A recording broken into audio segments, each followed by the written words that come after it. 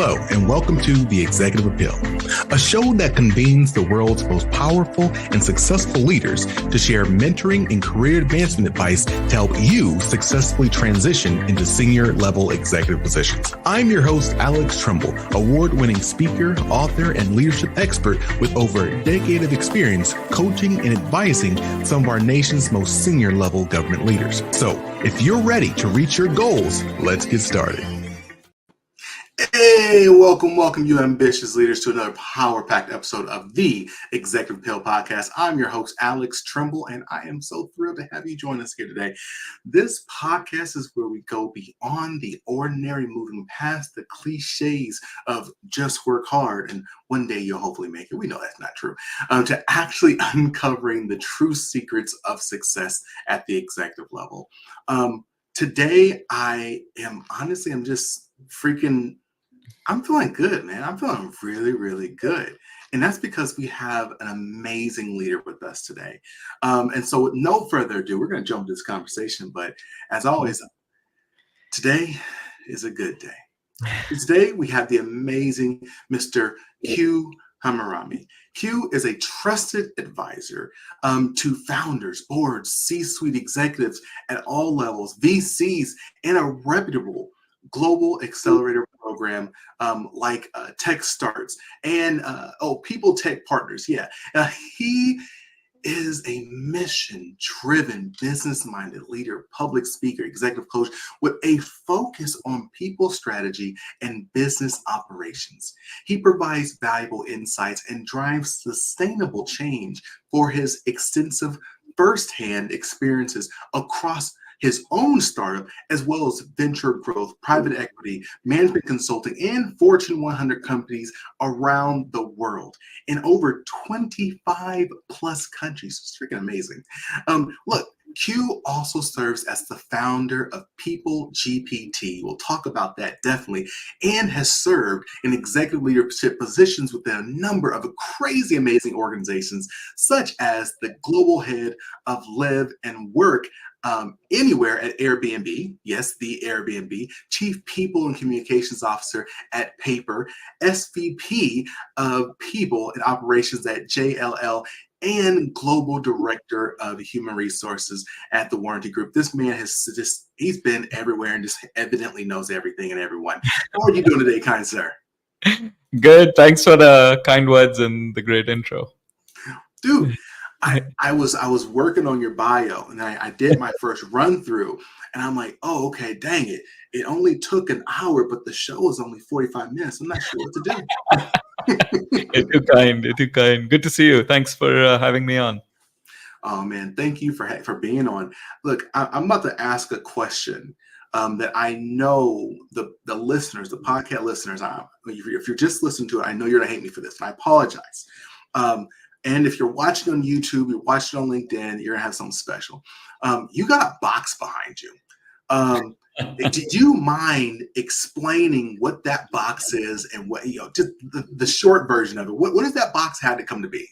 Yeah, it's when I get hungry, I just need some cereal. But jokes aside.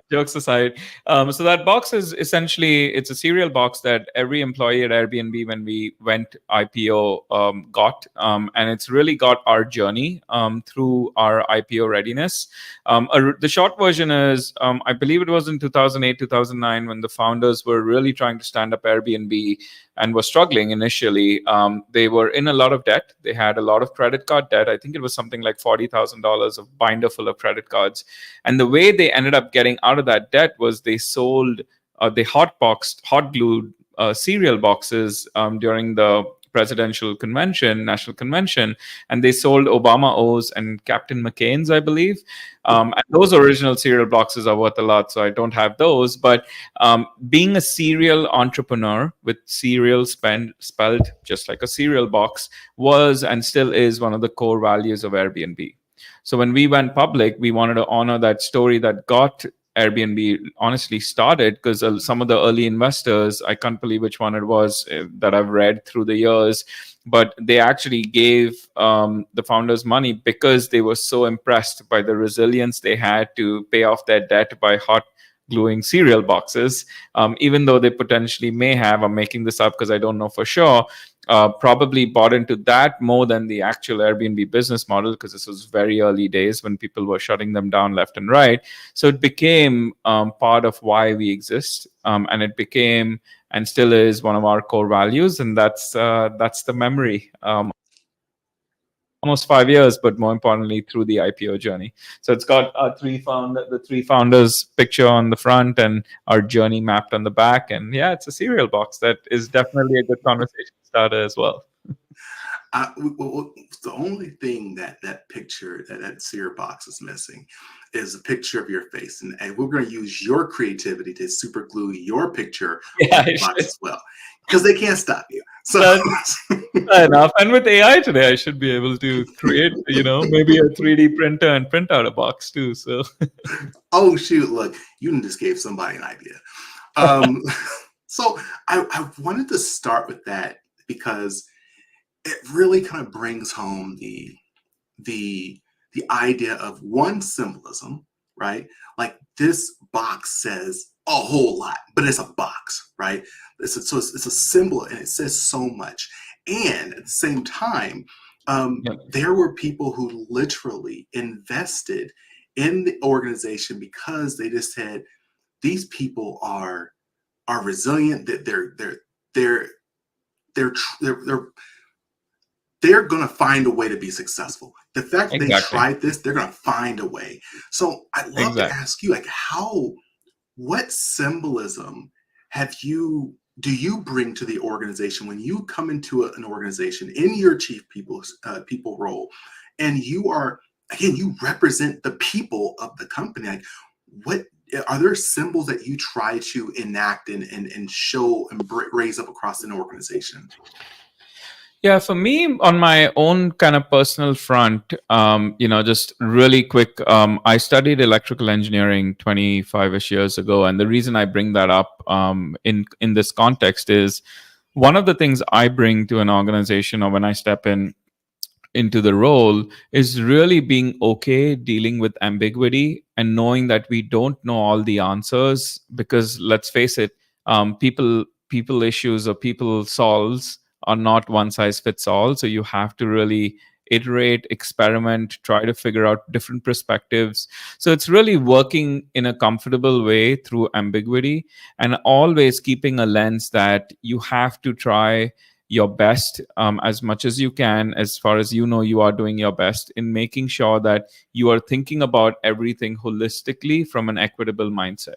Because you'll have groups, you'll have managers, you'll have employees that they really want to push and get something as an exception, but then how do you keep a straight face and make sure that you are not going to tell the next person no just because they didn't yell enough, or they didn't ask enough, or they didn't push enough?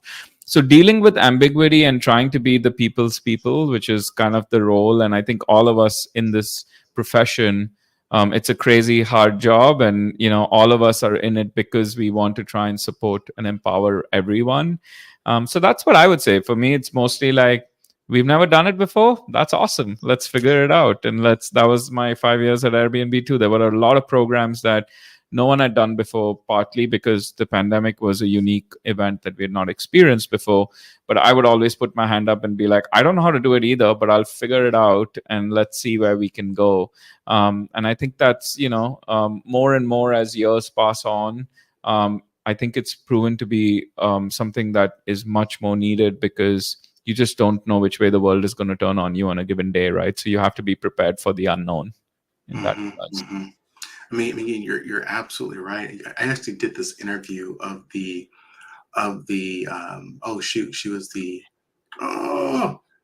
top military officer for the state of Maryland. I don't know, not brigadier general. I can't remember the name right now, but she was the top military officer for the state of Maryland. I was talking to her about, what does it take to be successful as a leader, executive leader in this day and age? And she said, first thing she said actually was the ability to build connections and quickly. Yeah, that's true. She said it was because, as you just said, the world is so complex. The world is so small that everything is interconnected. And so we have to make sure we have the right people around us to help you make the best decisions, right?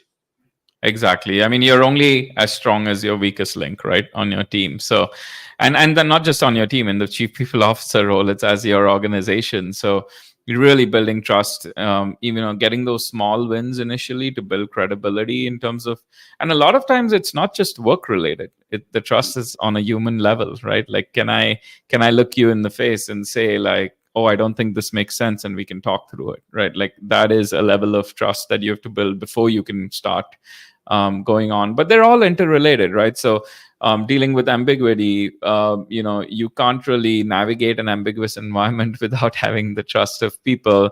You can't navigate an ambiguous environment even if you have the trust of people without being resilient, because you're pushing through roads that have not been laid before. So they're all, I think, kind of come together in terms of being resilient, being able to build trust and also be relatable, because you're not going to always win everyone over, right? That's the reality I've learned over the years in the people profession. But you can still build trust and credibility even if people don't love your decision, if you can explain how you got to it and why you did it, and why it may be a good thing for the organization in the broader term. So I think you can still build trust and credibility without being liked or loved for every decision you make. And that, I think, is something that I only learned midway through my career, because the initial parts of the career was, you gotta do good work, but you gotta be liked, and you gotta be, make sure everyone's happy. And Yeah. talking about making it, through the journey through the executive ranks, it's really, it's not just about being liked. In fact, I think the tough part of executive roles is making tough decisions, right? And doing those in times when it's not all rosy. And often that does not result in everyone liking you. So that's a little bit of that. So, look, there's two different directions I want to go on this. So let's see if I can go. See if I can hit both of them. The first one is, you talked about the importance of building that trust, Mm-hmm. and in the reality that not everyone's also going to like you given the decisions you make, right? I was just talking to an executive leader of a large organization the other day, and again in the people space, and he was like, man, like, people don't understand, like, in this role my job is to engage, to make sure people feel engaged, make sure people feel included, make sure people feel valued, as they're a part of this organization. At the same time, I feel so alone myself. Yeah. Yeah. In this role, I can't share everything Yeah. with everyone, especially not with everyone, because there's just things that I can't say because I need to protect the CEO or I need to protect the Exactly. organization. Like, it Exactly. could be a very lonely. So how do you go about, yes, building and focusing on the staff while also making sure that you have the the the space to be quote unquote engaged and included and Yeah. so on and so forth? I mean, I think, so that I would completely agree with the sentiment on this is probably the one of the loneliest jobs, in addition to probably the CEO or a founder who has, a level of that as well. And I think it's particularly hard for us in the people profession because we are continuously trying to balance supporting or looking out for the organization, be it the executives or what the organization might face, and the employees. So you have, your multiple stakeholders, because you can bring in shareholders and other stakeholders too. But just this kind of tug of war almost sometimes between these two stakeholders is a really, really tough place to be in, right? And the way I deal with it is really a twofold. One is just coming to terms that I am going to be at the crosshairs in my career, which was a learning. I didn't know this, quote unquote, growing up into the profession, but I learned when you have to sometimes, to your point, or to your friend's point, you cannot communicate everything, even though you want to you want to promote transparency and trust, because if you do, it's going to expose things that the organization may or may not be time right, like the blackout period during an IPO readiness. You have to honor those. You cannot just say, I want to be transparent and I'm going to do it, right? So there are things that you just can and cannot do.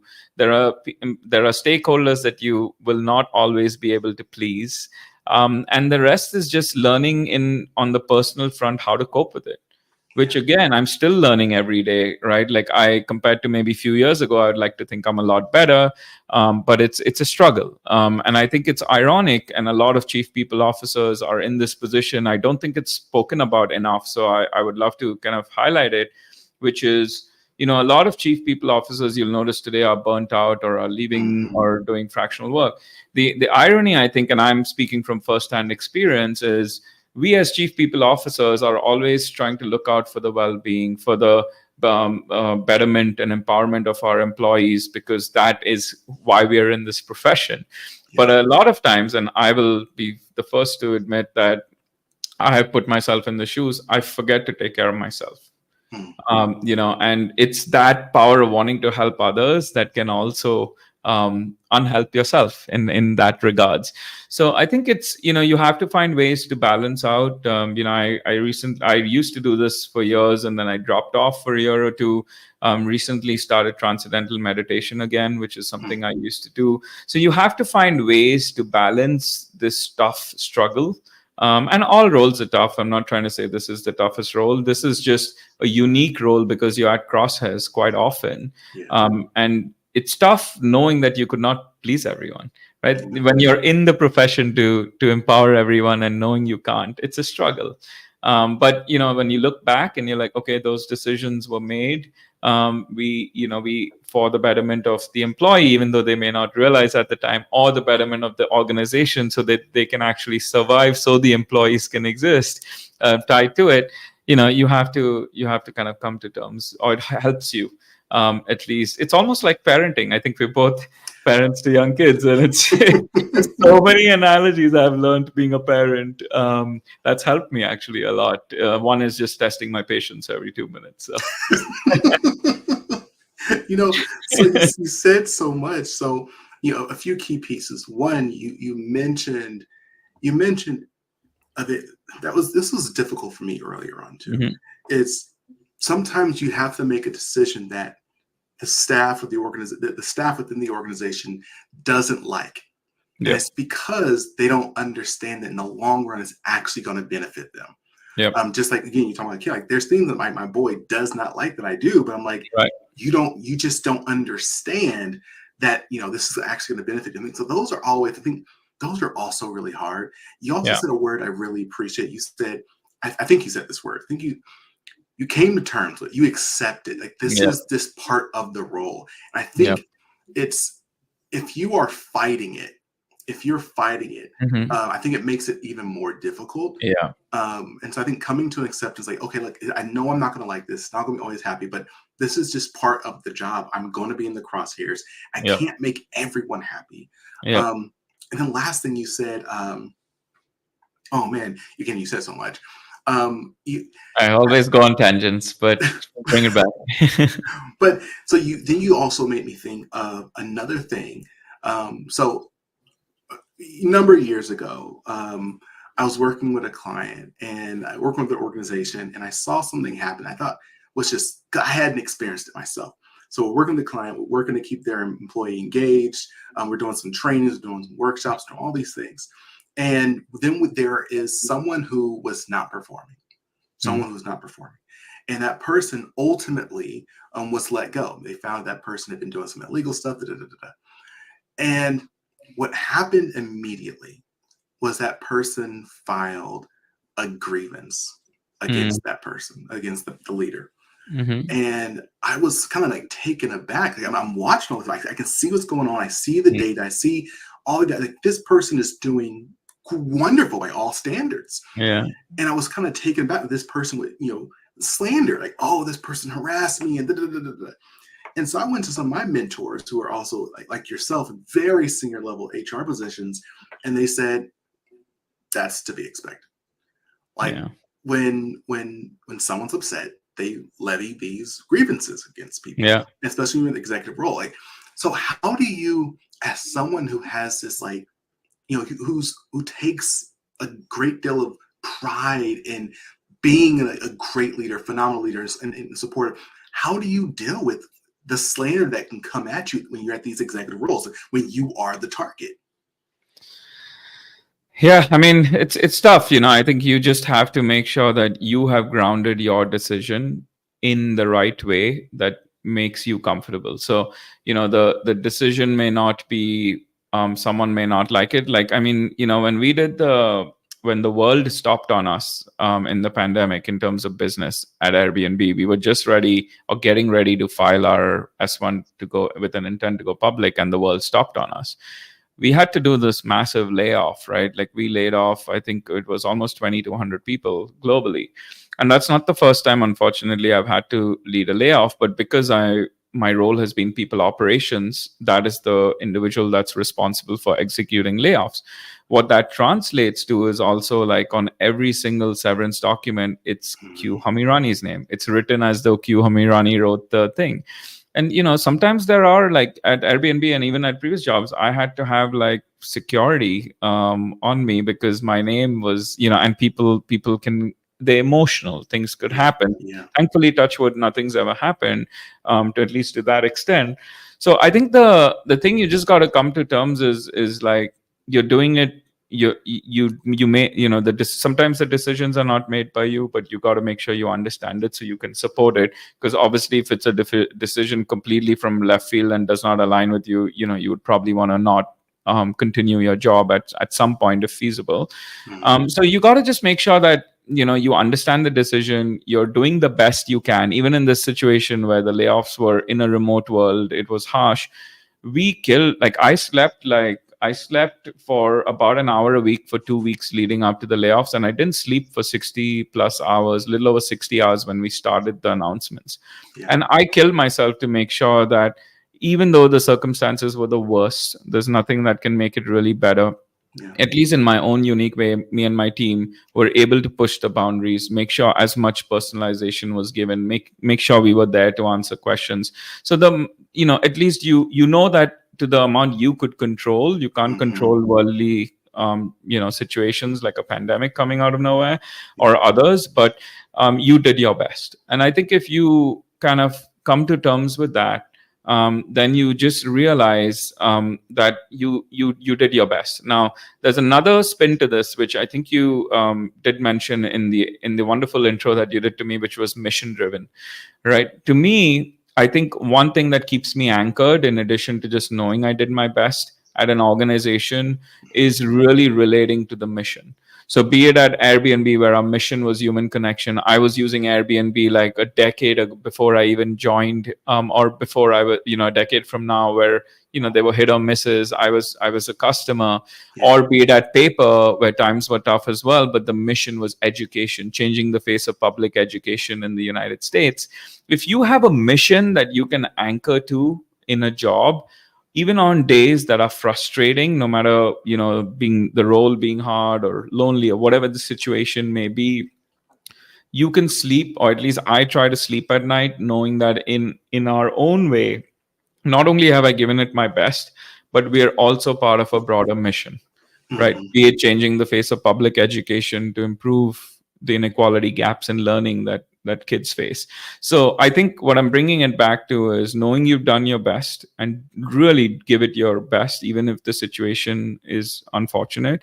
And then being with an organization where the mission lets you sleep at night. Because to me, that's almost the North Star, the grounding anchor, where I know that even though the day was so bad, even if we move an inch or a centimeter in helping the public education be a better place, I can sleep better at night. So it really a combination of mission and just giving it your best, even when times are tough. And people may not see that, right? Like no one necessarily sees this. It's behind the scenes, but you see it when you're working through it. And you know that, we could have taken an easy route, done things easier, done it shorter, but we didn't. And that's what really gives someone like me comfort on that. I just want to say, I can also tilt my hat to you really quickly, because layoffs are, again, the people function. That person's name is on it. Yeah. Layoffs are not fun. I still remember my first time having to do a mass layoff, and it was crazy because every single person's. I think we laid off like I said, a little over 100, 200 people. Yeah. And every single person's name I had to make a letter to, Yeah. I knew, right? I Yeah. knew them. I knew they had a family. I knew they cared about the organization and so on and so forth. Like those were rough, Yeah. and it was I was so emotional through the process. Yeah. And I'll tell you that, and there may be someone I didn't meet or talk to afterwards, but every person who I spoke to afterwards was like, I understand. Yeah. Because we had done such a good job on the front end of Yeah. communicating where the organization was. We did everything we possibly could to not get to that point, but it was the economy, right? This is back in 2008 when we had the Right. big, Yep. A financially, recession. yeah. And so people understood. And I said, like you said, it's yes, you have to do that action, but what did you do before, prior, and after? Yeah. Those pieces are just as important. Agree. I wanted to throw an idea at you. Again, I'm speaking this fairly quickly because I Yeah. told you I was going to share this idea with you, and I'd love to Yeah. hear your thoughts. Okay. Yeah. So everyone who's hearing this, this is my first time working this through, right? Okay, on a podcast. I'm going to actually create an actual video on this, and we're working on a workbook actually, specifically again geared towards people at the executive ranks, to help them be more intentional with their relationships. So this would happen. So a while back, I was having a good time. I had a good time with some good friends. It was a wonderful day, right? We had a lot of fun. As we were walking back to the car, and a couple of my friends were off to the side, kind of talking business, talking shop. One person asked the other person, "Hey, look, if you're ever looking for an opportunity, you should come work for my company. We'd love to hire you." And he was like, "Oh yeah, that's great." And me completely joking, I said, "What about me? What if I want a job at the company?" And they kind of laughed and then kept walking. And I was like, "Oh, okay, well." So I was driving home, and me and my friend were. My best friend was with me. We were kind of driving, and I said, "Man, there's an idea I've been thinking about for the last like 2 months, but I haven't said it out loud, but I feel like I need to say it to someone. Do you mind if I share it with you?" He's like, "Yeah, sure." So it's gonna be rough. And he's like, "Let's share." I'm like, "Well, I think I need a new group of friends." He says, "Okay, well, why?" I said, "Well, every time I've interviewed leaders at the most successful levels, I've coached leaders at the most successful. I've watched interviews of the CEOs and founders who are the most successful. They always talk about having a group of people around them who they build with. Like I help them, they help me. Like we're always supporting each other. We're growing, growing, growing." And Yeah. I said, "You know what? I've realized that I don't have that. I have been feeding into this particular group for years, providing opportunities and contracts and so on and so forth, but they've never actually hired me. They never made connections and so on and so forth." And it's just, got me thinking. And he said something I thought was really cool. He said, "Alex, when we were younger, time was more abundant and money was scarce. Yep. And now that we're older, Yep. money is more abundant and time is scarce." Yep. So it's much more intentional. So I shared this idea, that kind of scenario with a few of my coaching clients, a couple of CEOs, a few VPs, and they all said the same thing. Like, "Oh my God, I feel the same way. I feel like I'm doing this all alone." And so it led me to create this 3 different levels of relationships. Okay, here we go. Okay. The first level, they're detractors, people who are intentionally or unintentionally undermining you. These people will either talk bad about you behind your back, like intentionally, or every time you want to do something, you say you want to do something, you can't do that. It's too hard. Why don't you go sit down? Like unintentionally, it also counts as distractors. Okay. Yep. Unfortunately, too many people are around detractors because people you've been around for a long time, maybe they're family members. And you don't want to break those relationships. Detractors are not good. Yep. The second group are supporters. Supporters are wonderful. They're nice. They're kind. They're the ones you go out for drinks with, you go trips with. Like they are really good people, and they actually support you emotionally. And you have that ability to share your experiences with them. Yep. But they stop short of helping you. They're there to give you some encouragement, but they don't actually like hire you or tell their friend to hire you or whatever it may be, right? Whatever you need. They don't do that. They stop at support and advice. And then finally, you have advocates. These are people who are intentionally working to help you grow and want you to reach your goals. So here's the thing. again, detractors are automatically bad. Generally speaking, they're bad, Yeah. But supporters are not bad. They're not bad. They're good. They're Yeah. actually good. But if you're ambitious, being successful is hard enough on its own. It's so much easier if you have a group of people around you that is helping you and you're helping them. And so, three reasons, I think, the top reasons anyway, I think supporters are supporters. One, because you didn't tell them that you needed help. Right. They don't know that you need help. They think some of the people like, oh my God, Q is so freaking amazing. He's just killing it in life. I could never help. Like there's no, but if Q says, hey, Alex, can you help me here? I'm like, oh shoot, yeah, I'd love to. So maybe you just haven't told them that you need help. So that's the first reason. The second reason is because supporters, honestly, it's easier. It's so much easier to give someone advice. So much easier to give someone you can do it than it is to actually put your name on the line to make a recommendation, to make an introduction, to put your money on the line to hire that person for your organization. Like it doesn't require much courage to be a supporter. And then finally, the reality is sometimes people see you for who you were, not see you for who you are. Because they've known you for so long, they see you as the intern, they see you as the director, they don't see you as the chief executive. Because they don't see you like that, they don't share those opportunities with you. They don't recommend you for spots because they just don't see you in that spot and don't believe you have those expertise. And then the last thing I'll say on that is that sometimes and many times we think we have a supporter around us when actually we have a detractor. And the reality is sometimes if someone has the means to help you and does not help you and won't tell you why they won't help you, the question becomes, what do they really think about you? And what are they saying about you behind your backs? So I'm gonna wrap this up with saying, in no way am I ever telling anyone that they need to cut certain people out of their life. I'm not saying that at all. What I'm saying is that we should be aware of who's around us and where are we spending our time, our very valuable time. So we'll say, oh, well, everyone's important. No, everyone's not important at the same level. My wife and I have been together for 17 years. Nice. If I did not prioritize her over the barista, we would not be together for 17 years. There are priorities. So I just encourage people to be aware of who they have in their lives, who are they supporting, who are they advocating on behalf of, and where they may be detractors and how they can switch those up. And this make sure that sometimes you're in a season of your life that requires you hanging out with more detractors than supporters. And maybe sometimes you're in a season where you can hang around more supporters. But what are your thoughts? I know I just put a lot out there, but this is like something I'm working through. No, I love it. I think it's, I especially like the fact where you're not necessarily proposing you need to cut one out and just have a specific, because life is life, right? Like you're going to have all three buckets, which I agree with. So I like it in total. I would say you almost, and this is my 2 cents thinking out loud, is almost like you need detractors in your life to basically not hold you down, but to push you up.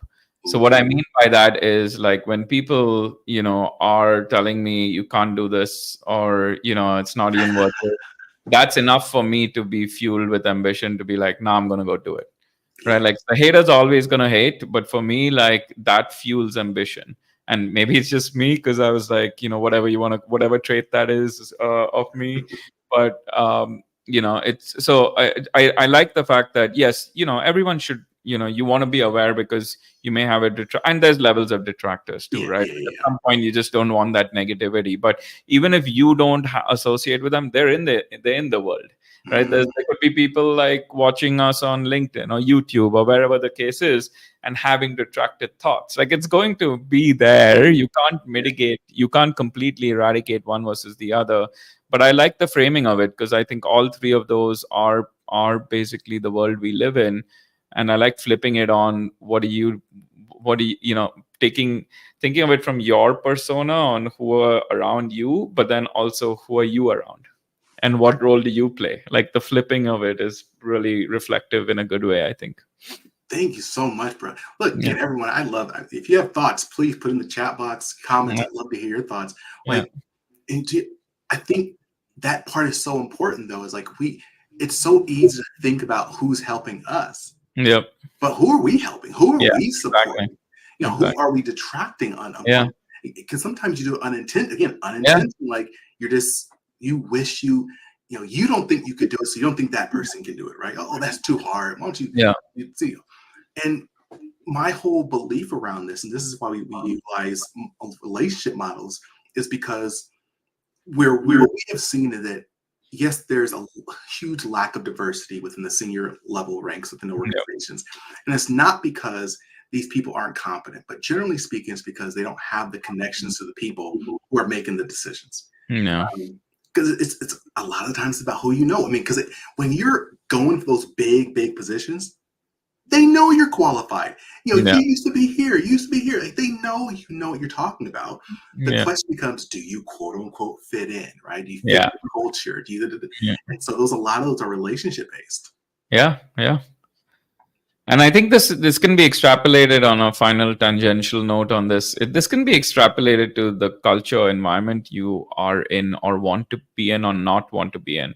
Like you could be in a culture of, even from a even from a team and company standpoint, that is a very supportive culture. You could be in a culture where, no, don't try new things, just say as you're told, and that's essentially detracting. Yeah.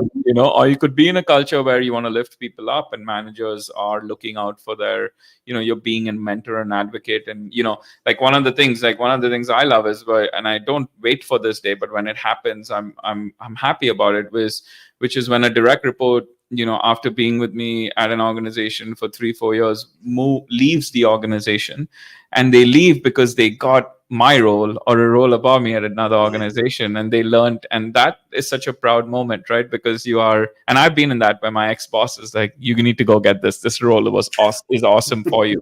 So that's like being an advocate in some ways. So I think this can be extrapolated into your environment, your ecosystem, your culture, your team, because you will always have a mix of these three, but is the balance right for you right at that time? This is why you get the big bucks, because as you got me thinking about, like, from team dynamics, you're also going to have detractors, right? Exactly. And some of it is healthy, some of it is not, and you need to, because detractors do, in some ways, to my earlier point, push you to be better sometimes. But if it's coming at an unhealthy cost, then it's not worth it. Yeah. I mean, you don't want someone intentionally like leaking information to the media or to your competitor. Exactly. Yeah, that's malicious. There's a malicious detractiveness as well, which is Well, I love to. I know we only have so much time. I apologize. I do want to ask you 2 more questions. Sure. One, what role has relationships played in your advancement to where you've gone today and where you think you'll go in the future? I think in a lot of ways it's defined me as who I am. And I think building on your kind of topic that we just talked about is, relationships have had various meanings, right? Like relationships from my own mentors and coaches that have helped push me to become better and given me that confidence and given me that knowledge as well in terms of how to think through stuff. Relationships have been, these are on the professional front, have been, me learning from my direct reports, because there's always so much to learn. You never know everything, and peers as well. So there's kind of like that growth for myself, and then growth that I can give people, because it feeds off each other, I think, at least for someone like myself. And then on the personal front, I mean, I've been married for, I think, 11 years. I have a son that's 3 years old. I have 2 siblings. I have some friends.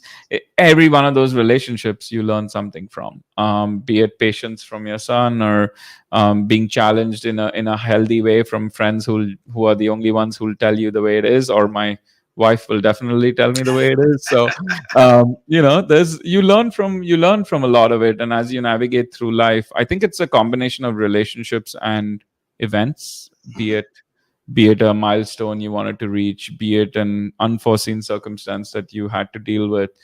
They all collectively, I think, are kind of the foundation for at least someone like myself that has leaned on it, both sides, by giving and receiving.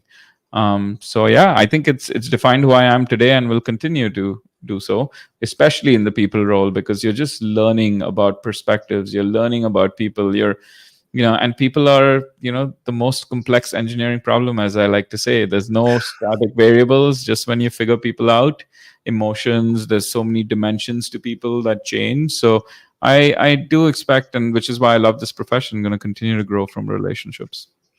Man, okay, last thing, really quickly. It is so funny how our spouses can be those truth tellers to us. Yeah. I'd say I'll go to an event. Is that a supporter or a detractor? We'll leave that for another. Yeah, I'm not going to advocate for being on record. Yeah, you're smart. You didn't fall for it. I said I'll come home from an event where I'm getting doing autographs and pictures and all stuff like that, and my wife would be like, "Why didn't you clean that up? I told you to clean." Yeah. Yeah. Your boy is 3 years old. What advice do you have on raising a good person? Man, just figure it out as you go. There's no I had all these perceptions on this is what you need to do, and I would almost judge people when I would see, or even my older sister who had kids 10 years ago, when I would see her with kids. But you figure out your own balance, and you just got to figure it out, because there's no right answer, and every individual is different. So I think just stick to similar, bringing it, in commonality with an organization. Pick your core values, pick what you want to really stand for, the non-negotiables, if you will, and don't have a long list of them, because life is hard enough by itself. And then just giving space for them to grow through it. And more importantly, I have grown so much by being a first-time parent, which I did not expect. I didn't know that was part of the journey. So every day, a couple of weeks ago, he started speaking full sentences and talking to me, and I just stopped and I was like, where did he learn how to put these two and two things together? So I think the growth is both directional. So you got to just take each day as it comes, know your non-negotiables, hold on to your core values, and then just enjoy the ride. Thank you so much, dude. Freaking Q, you're amazing, man. Thanks for having me, man. Yeah. we have to come together and do some cool stuff together. Yeah, definitely. So everyone, you know where I'm going with this. If you found anything of value from today's episode, don't just look back. Don't do that. Don't be that person. Reach back. Bring someone else to the table. Bring this to them. Click the like, subscribe, comment. I promise you, every time if you found anything of value, I promise you, your friend, your colleague, your mentor, your mentee is going to also find something of value. So please do share this episode and share your thoughts in the comment. Both myself and Q, we love hearing from you. Mm-hmm. And as always, I encourage everyone, stay strong, stay positive, and definitely stay moving. See ya.